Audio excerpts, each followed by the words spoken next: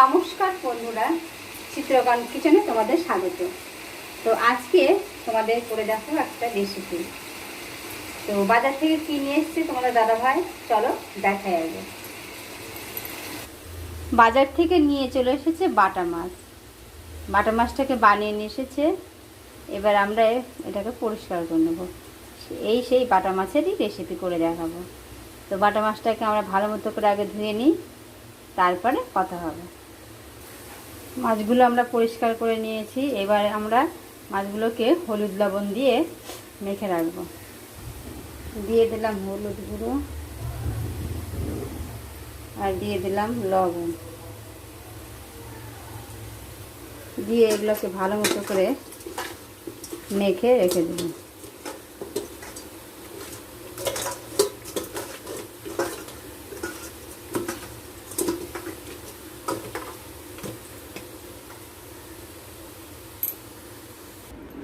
কড়াইতে আমাদের সামনে তেল আছে, আমরা এবার সরষের তেল আরও কিছুটা পরিমাণে দিয়ে দেব।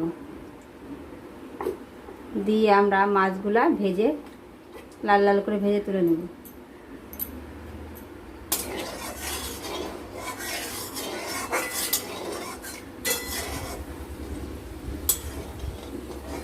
আলু ভেজেছিলাম তো আলু ভাজা থেকে গেছে।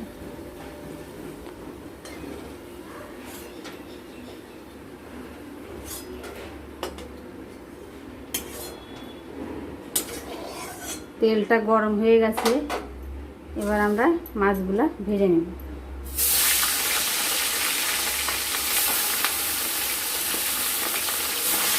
প্রতিটা বাটা মাছে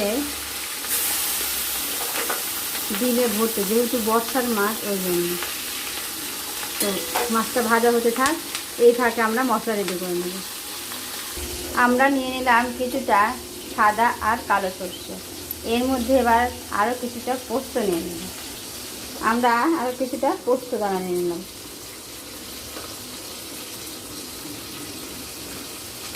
এবার আমরা মাছটাকে উল্টে দিলাম।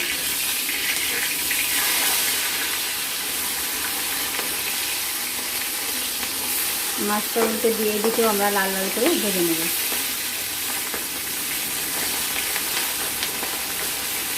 আর আমরা কিছুটা দিয়ে দিয়েছি কাঁচা লঙ্কা। এইগুলোকে আমরা বেটে নেব। এবার মাছগুলো আমরা তুলে নেব। মাছগুলো ভাজা হয়ে গেছে, তুলে নিলাম আমরা।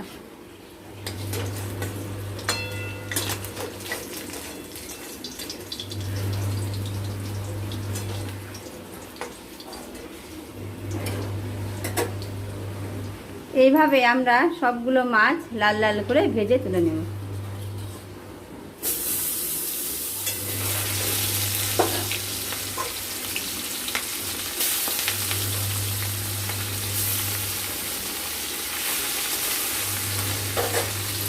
সবগুলো মাছ আমরা লাল লাল করে ভেজে তুলে নেব। মাছগুলো ভাজা হতে মিক্সিতে আমরা এটাকে ঘুরিয়ে নেব। মাছগুলো আমাদের সব ভাজা হয়ে গেছে, তুলে নেব। এবার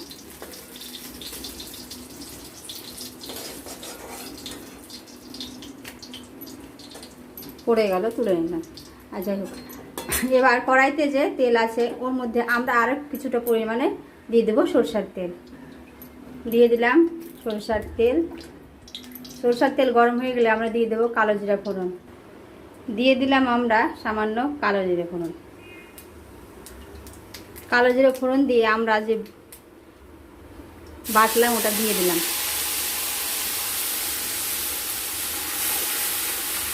দিয়ে বাটি ধোয়া জলটাও আমরা দিয়ে দেব।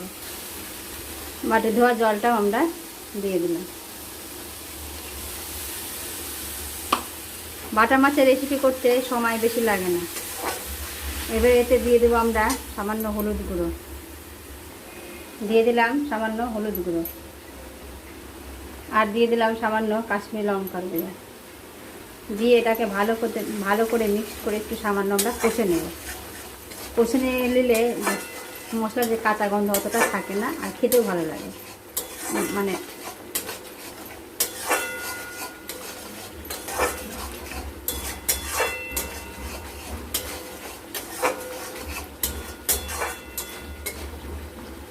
চট জলদি হয়ে যায় এটা।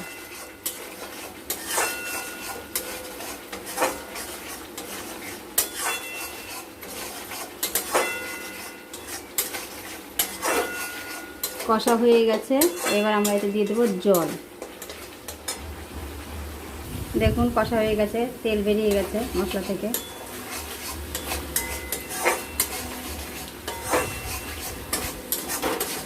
বেশি কষলে আবার সরষা তিতা লাগবে, ওই জন্য বেশি কষতে হয়, সামান্য কষেই আমাদেরকে দিয়ে দিতে হবে জল।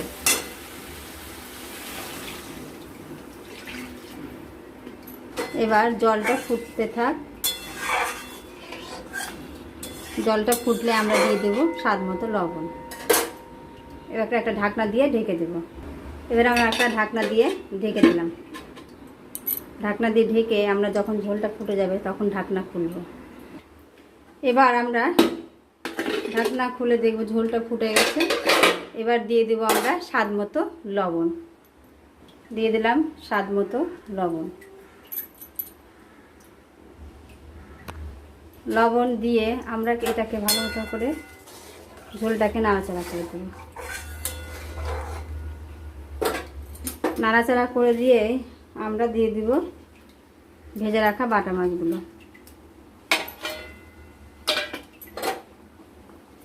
আর দিয়ে দেবো কয়েকটা চেরা কাঁচা লঙ্কা।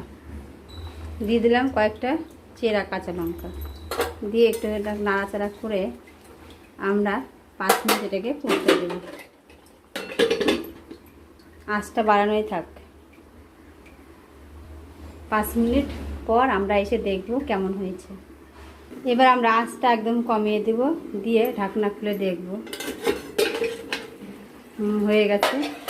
এবার এরপর থেকে আমরা দিয়ে দেবো কাঁচা সরষের তেল।